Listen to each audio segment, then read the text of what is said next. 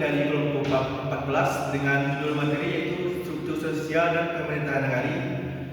Perkenalkan, nama saya Salman Azikri dengan NIM 9240114. Saya Zulkifli dengan NIM 2924039. Saya Maranesa dengan NIM 292404. Baik, sekian dari perkenalan kami. Selanjutnya yaitu pembacaan materi. Baiklah, saya akan menjelaskan metode penelitian yang kami gunakan. Penelitian ini menggunakan pendekatan kualitatif dengan metode studi pustaka atau library research. Metode ini dipilih karena fokus penelitian bersifat analisis konseptual, yaitu memahami, mengkaji, dan mensintesiskan temuan akademik terkini mengenai struktur sosial dan sistem pemerintahan negari di Sumatera Barat. Penelitian ini tidak bertujuan untuk mengumpulkan data lapangan baru, melainkan untuk membangun pemahaman holistik berdasarkan sumber primer yang telah dipublikasikan secara ilmiah. Sumber data dalam penelitian ini terdiri dari data sekunder yang berasal dari 15 jurnal ilmiah terindeks seperti Garuda dan Sinta yang diterbitkan dalam rentang 10 tahun terakhir, yakni 2015 sampai 2025, sebagaimana diwajibkan dalam panduan tugas. Semua jurnal dipilih berdasarkan relevansinya dengan topik penelitian, khususnya yang membahas struktur sosial berbasis matrilineal, peran kerapatan adat nagari atau KAN, tungku tigo sajarangan, serta dinamika antara pemerintahan formal seperti wali nagari dan lembaga adat. Selain jurnal, juga dikaji dokumen regulasi seperti Undang-Undang Nomor 23 Tahun 2014 tentang Pemerintahan Daerah, Undang-Undang Nomor 6 Tahun 2014 tentang Desa, dan Peraturan Daerah Provinsi Sumatera Barat Nomor 7 Tahun 2018 tentang Nagari sebagai dasar normatif pelaksanaan pemerintahan nagari. Teknik pengumpulan data dilakukan melalui penelaahan sistematis terhadap literatur akademik, diikuti dengan seleksi berdasarkan kriteria. Yang pertama, relevansi tematik dengan sistem pemerintahan lokal dan peran lembaga adat. Yang kedua, publikasi dalam 10 tahun terakhir. Yang ketiga, berasal dari jurnal ilmiah terindeks di Indonesia. Proses analisis mengacu pada model Males dan Huberman yang mencakup 3 tahap utama, yaitu pertama, reduksi data, yaitu memilah informasi kunci terkait struktur sosial, peran lembaga adat, dan tantangan pemerintahan nagari. Kedua, penyajian data, yaitu mengorganisasi temuan ke dalam narasi tematik yang terstruktur. Yang ketiga, penarikan kesimpulan, yaitu merumuskan pola, hubungan, dan implikasi dari sintesis literatur. Untuk menjamin fidelitas dan reliabilitas temuan, peneliti menerapkan triangulasi sumber, yaitu membandingkan informasi serupa dari minimal 3 jurnal yang berbeda. Pendekatan ini membantu meminimalkan bias interpretatif dan memperkuat kredibilitas analisis. Dengan metode ini, penelitian diharapkan mampu memberikan gambaran akademik yang komprehensif, objektif, dan sesuai dengan konteks kekinian mengenai sistem pemerintahan nagari sebagai bentuk otonomi lokal yang unik di Indonesia. Mungkin sekian dari saya. Selanjutnya akan dibawakan oleh rekan saya. Baiklah, di sini saya akan menjelaskan tentang hasil dan pembahasan.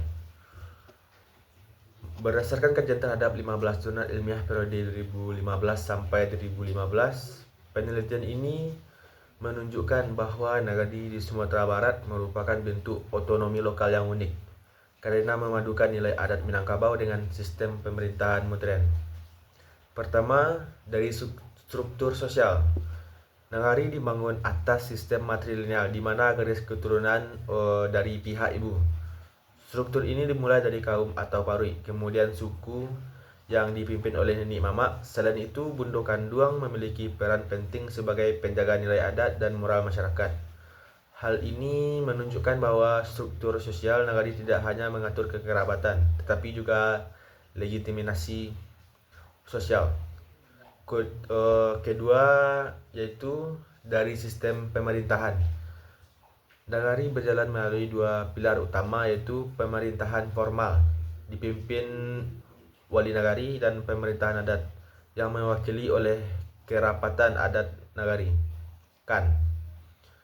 Wali nagari berfokus pada administrasi dan pembangunan, sementara KAN berperan menjaga adat, menyelesaikan sengketa, serta memberi legitimasi adat terhadap kebijakan nagari. Ketiga, yaitu dalam praktiknya masih terdapat tantangan seperti ketidakjelasan kewenangan antara wali nagari dan KAN, keterbatasan sumber daya, serta kurangnya dukungan anggaran. Hal ini menyebabkan belum optimalnya kolaborasi antara adat dan birokrasi. Namun, beberapa nagari menunjukkan praktis kolaborasi yang baik dengan melibatkan KAN dalam proses perencanaan dan musyawarah. Hal ini membuktikan bahwa sinkronisasi antara adat dan pemerintahan modern dapat berjalan efektif jika didasari komitmen dan pemahaman serta nilai adat. Demikian, keberlanjutan sistem nagari sangat bergantung pada kerjasama antara pemerintah formal dan lembaga adat. Sekian dari presentasi saya. Baik, saya akan menjelaskan bagian kesimpulan. Berdasarkan analisis terhadap 15 jurnal ilmiah terkini dari 2015 sampai 2025, dapat disimpulkan bahwa struktur sosial dan pemerintahan nagari di Sumatera Barat merupakan manifestasi untuk dari otonomi lokal berbasis adat yang menyatu dalam prinsip adat bersandi sarak bersandi kitabullah.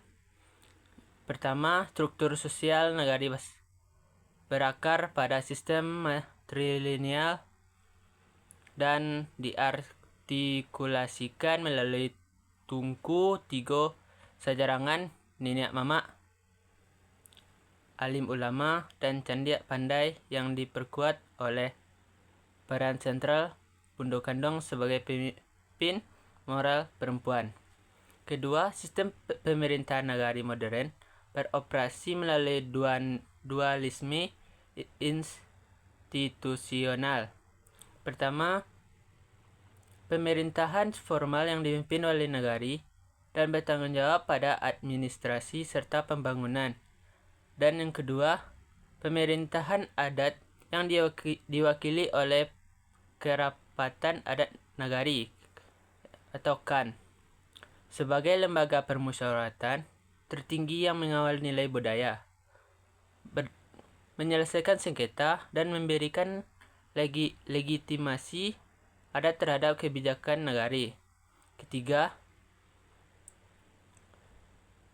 meskipun diakui secara konstitusional dan regulatif, sinkronisasi antara kedua pilar ini masih menghadapi tantangan, seperti lemahnya kapasitas perangkat nagari dalam memahami adat, minimnya anggaran untuk lembaga adat, serta ambiguitas kewenangan antara wali nagari dan KAN.